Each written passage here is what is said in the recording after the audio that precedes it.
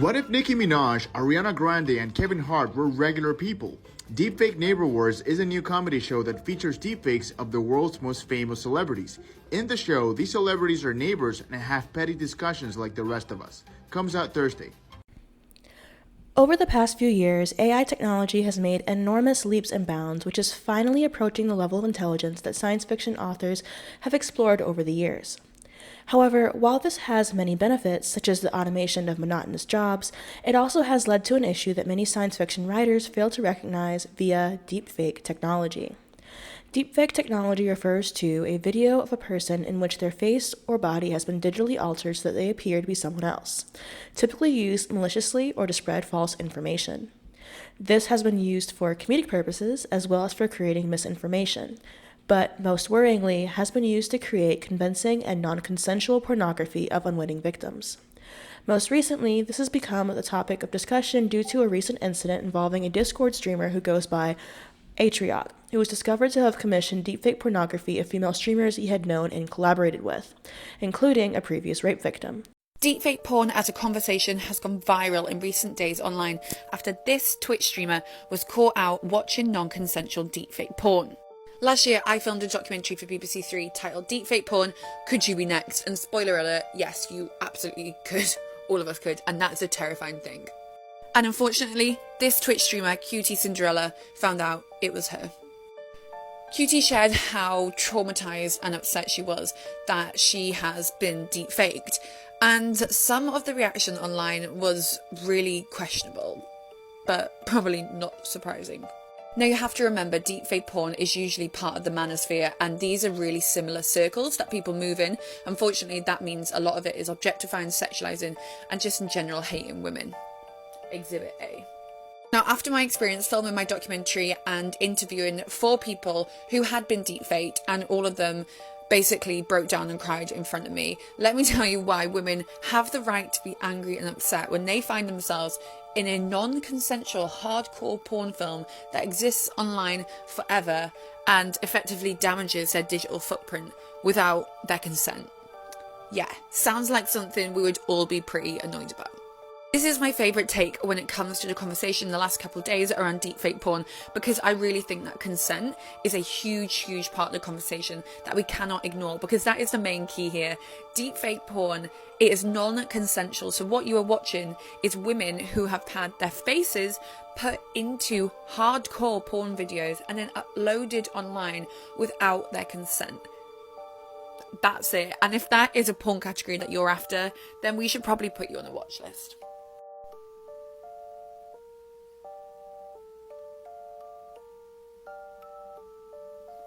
This. One victim of the scandal, Maya Higa, responded to the way many dismissed the nature of the crime with a statement, which reads, "In 2018, I was inebriated at a party and I was used for a man's sexual gratification without my consent. Today, I have been used by hundreds of men for sexual gratification without my consent. The world calls my 2018 experience rape. The world is debating over the validity of my experience today. The debate over our experience as women in this is, not shockingly, amongst men. None of you should care or listen to what any male streamer's take is on how we feel." While there have been enough incidents of deepfakes causing issues in regards to incidents like this one, it's important to note that this has repercussions beyond just non-consensual porn, but in the normalization of pornography that otherwise could not be produced without breaking the law, just as increases in CGI and practical effects have allowed film producers to illustrate acts of violence and gore in more realism than previously possible. Deepfakes have the potential to normalize and perpetuate harmful sexual practices like pedophilia, bestiality, and snuff films through a process which has already been seen through the process of the normalization of BDSM, DDLG, and strangulation. If you're watching porn regularly, it has actually been shown that it can potentially rewire your brain. A common thing that you hear from people who struggle with porn addiction is just an overall lack of energy, drive, and motivation. And it's possibly linked to a decreasing amount of gray matter in the brain. For those of you who don't know what gray matter does, the gray matter areas of the brain are linked to basically drive, self-control, motivation, all of these things. So problem solving skills, these type of things. So if you're consciously doing something that is actively decreasing your amount of gray matter in your brain, yeah, you're probably going to feel lazy. You're probably going to feel unmotivated. You're probably going to feel, not so willing or able to get up and get after it and kick some ass. This begins with the indoctrination of women into accepting sexualization and pornography usage, which began in the 1970s as pornography became more mainstream. According to a study by Hall and Malamuth, individuals who consume pornography reported needing more extreme or violent material to achieve the same amount of arousal over time, which is one of the reasons why pornography in the 1970s is considered tame in comparison to what is produced today. This pattern of escalating behavior has also led to towing the line of acceptability regarding morality in porn, which can be seen today in the proliferation of simulated CP, drawn CP, and the popularization of teen, daddy-daughter, and incest becoming top genres of pornography. Deepfakes allow for the creation of realistic simulations of pornography, regardless of if the person whose likeness is being used consented to it, and can be used to create simulated CP by placing the faces of children onto the bodies of technically legal pornography. When this is spread and becomes easily accessible, it will allow for the defense of plausible deniability. For example, when a man is arrested for watching real CP, he will argue that he thought it was fake and therefore acceptable due to the legal gray area that deepfake CP will operate in. Well, Riley, you seem to be misquoting me. I didn't say that we shouldn't sexualize children. I said that we shouldn't sexualize the concept of children as a whole. But obviously you knew that and don't care, seeing as how you removed my video from your comments.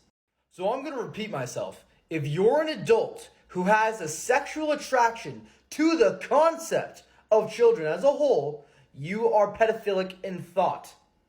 If you're an adult who is trying to think of sexual thoughts and a child is the first thing that comes up, that is an issue. So no, it's not different when two consenting adults want to play pretend if they're pretending to be children. Postmodernist philosophers have always had an odd fondness for legitimizing pedophilia, starting with the French intellectuals who led the movement. Foucault, one of the leading voices for postmodernism, was one of the people who signed a petition to lower the age of consent in France, and argued that it is intolerable to assume that a minor is incapable of giving meaningful consent to sexual relations. Foucault also believed consent as a concept was a contractual notion, and that it was not a sufficient measure of whether harm was being conducted. Foucault, Sartre, and newspapers such as Libération and Le Monde each defended the idea of sexual relationships with minors. Simone Beauvoir, author of The Second Sex, also signed this petition and was fired from being a teacher due to allegations of seducing her students and for her outspoken support of pedophilia. Postmodernist thought is the reigning philosophy behind the global leftist movement at this time, as it positions material reality to be unimportant and untrustworthy. Postmodernism seeks to destroy standing institutions and suggests that everything is subjective and a social construct, including morality and the existence of oppression. One of the slogans of the time is, "It is forbidden to forbid."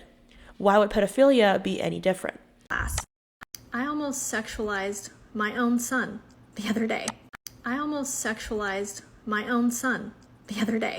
Stay with me, let me explain. My son had a birthday party for one of the girls in his class on Sunday. As long as we're able to, we try to go to every birthday party that my kids get invited to. My kids are both really, really social. They love it. I think it's good for them. So I go to drop him off at the birthday party at this little girl's house, and I just noticed that there aren't any other boys there. This went out to the entire class. Mind you, so boys and girls were all invited. When this has happened previously, I've seen a decent mix of boys and girls, not that it really mattered, but so I drop him off, we go inside, I notice that there's only girls. It doesn't bother me because I know it doesn't bother my son, but he's quickly given hugs by his friends and the other girls, and the mom was like, the lone boy, she was like, I don't know if we're gonna have any other boys show up. And I was about to say, yep, he's such a ladies' man. And I was like, oh, nope, not appropriate, not okay. But that's how subconsciously ingrained that kind of stuff is. I had to very consciously nope, we're not gonna say that. Because that's how normalized that kind of shit has become. Oh, your son or your daughter is going to be such a heartbreaker when they're older. You're going to have to be fighting off the girls or the boys when they're older. Oh, I bet they have so many girlfriends or boyfriends in class. Nope. Nope, nope, nope. that's what we're not going to do. I just found it like interesting how that kind of stuff just happens subconsciously, and how much like consciously we have to work at like retraining ourselves for that type of thing, like for that type of behavior. So anyways, just your friendly reminder not to sexualize children, and to work to like retrain your brain and your subconscious thoughts before they come out of your mouth. I almost sexualized. Similar to how the left supports prostitution for the belief that it is a free choice and pornography is a form of personal expression, the left will likely take this incident as a reason to protect the liberties of men who claim they accidentally watched the CP, which mirrors the defense of BDSM despite the harm it causes. Just as any attempt to restrict or legislate gender transition, to prevent children from watching adult entertainment, or to moderate pornography consumption in any way is simultaneously branded as an assault on gay and trans rights, the left will present this as a right sign Puritan assault on all of porn and all sexuality, as the left refers to the two interchangeably. The right-wing argument will likely center around retaining the boundary of only accessing acceptable pornography of adult women. This will lead to an argument centering primarily around a so-called attack on civil liberties instead of addressing the harm that widespread CP use will have on children and the men who interact with them. As per usual, the radical feminist critique, which centers around the harm pornography causes due to the portrayal of women and the treatment of said actors, will be ignored or lumped in with conservative arguments. Given that the left has continued to make headway in the normalization of hypersexuality, the left will win this debate, with the websites who host these videos being blamed for the surfacing of real CP while negating the responsibility of the men who access and search out these videos. As this becomes increasingly normalized, it will begin to have repercussions outside of the bedroom, similar to how sexual jokes about MILFs, bubblegum pink, and strangulation have also become commonplace. I'm not the only one who finds it hard to understand. I'm not afraid of God, I am afraid of man. This will lead to sexual jokes made at the expense of children, a new form of social terrorism as easily manipulated images become just as humiliating as leaked nudes.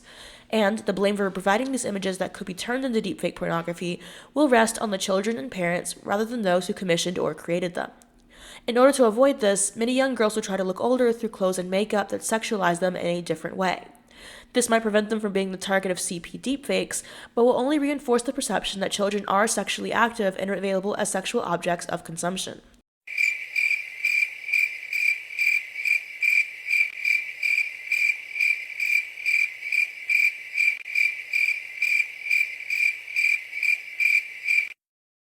This creates a cycle of grooming and grooming backlash, which will help to support the perception that pedophilia is normal and that all men experience it. Any detractors, similar to pushback about transition or drag shows, will be painted as jealous vanilla prudes who are behind the times. The door to normalize and legalize pedophilia will open, and although it may take time, the left can win as this group is positioned as just another misunderstood minority, similarly to how every new letter is tacked onto the LGB to give it validity. While this may sound outlandish, one only has to go online to see how the normalization of harmful sexual practices has already increased over the past 30 years. Okay, so I'm responding to this comment because it's one of the top comments, but some people in my comment section are just saying, like, well, it's just the makeup, like, teens this day and age, that's just how they are, like, it's not their fault, whatever. People are saying that it's, it's fine, it's normal. But here's the thing. It's not normal, okay? It's not fucking normal. Do you understand that there are pedophiles on this app that crave these types of girls? They will literally hunt these types of girls. Somebody that I know of literally had her husband go to prison because he was grooming people on TikTok. Terrible story, but it happened. And it fucking happens all the time. And this is why it's so dangerous. And you need to understand, it is not because I'm her parent and I'm trying to control her. I'm a parent myself. I have a almost 2-year-old. It's dangerous as fuck. Like, you have to understand this, okay? It's not her fault, but it's still dangerous. Child abuse expert Michael Sheath notes that my earliest clients were child molesters. They tended to have been beaten, abused, or have some sort of sexual dysfunction. I found in the last 10 years that increasingly people who view child sex abuse material don't seem to have that history.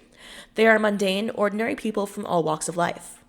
The normalization of pornography use as it is has led to the increased objectification of sexual partners and the normalization of violence in sex. Bridges et al.'s 2015 and 2015 studies that examined changes in the content of popular pornography websites over time found that the prevalence of violent and degrading acts increased significantly between 2005 and 2015, with acts such as choking, slapping, and gagging becoming more common. The study also found that the use of aggressive language and derogatory terms towards women increased over time. Additionally, Peter and Valkenburg's 2016 study noted that the rise of extreme pornography in recent years has led to an increase in violent and abusive content. Extreme pornography typically includes acts of violence, degradation, and humiliation, and is often marketed as hardcore or rough porn. This can be seen in the increase of child-on-child sexual abuse as children become exposed to indecent materials at younger and younger ages.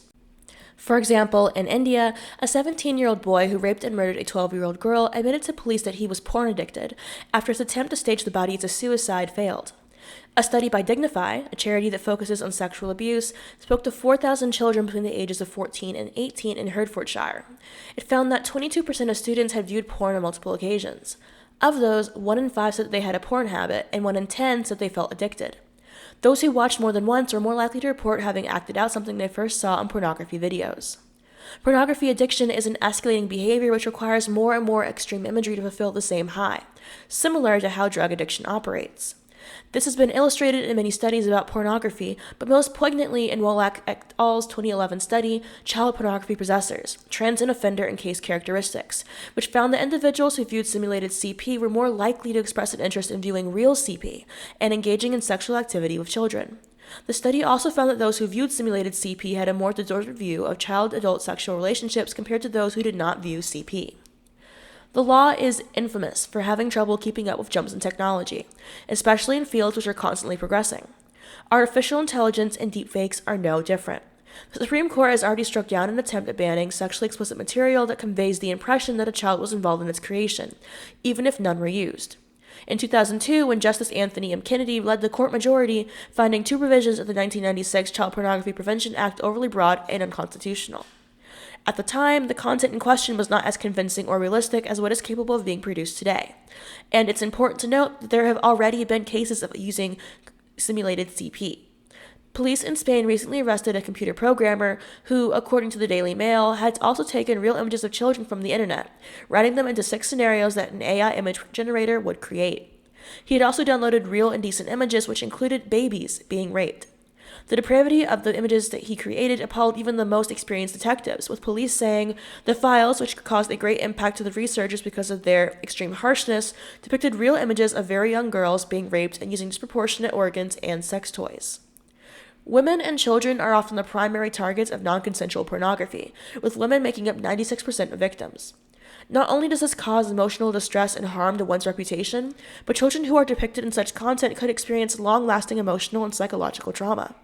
The creation and dissemination of non-consensual deepfake content is a serious issue that can lead to the normalization of degenerate sexual acts and harm to women and children.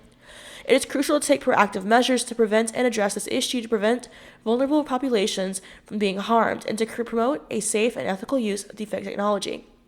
And yet, both the law and internet providers seem unwilling or incapable of doing so. This, dear viewers, is where we part. I'd like to note that I did not want to go too deep into the other aspects because it basically goes the same way, wherein if you create a bunch of computer-generated images of bestiality or snuff films, then just as I said before, you are going to want to act those out in the same way that watching simulated CP causes real CP to want to be acted out. So I think that it's very important to note that we shouldn't even be allowing images of these acts from occurring. I don't think that your personal liberties extend to creating content which can cause harm to real people and which will make you more likely to cause harm to real people. But the US government is very far behind, and that the last time that it was brought up to the Supreme Court, they turned it down, which, to be fair, occurred in a different time. I do think that we're going to see something similar to this play out, and I don't think we should be surprised if this is something that occurs within our lifetime, which hopefully does not. If you have any comments, questions, or concerns, please leave them down below, and I'll see you guys next time.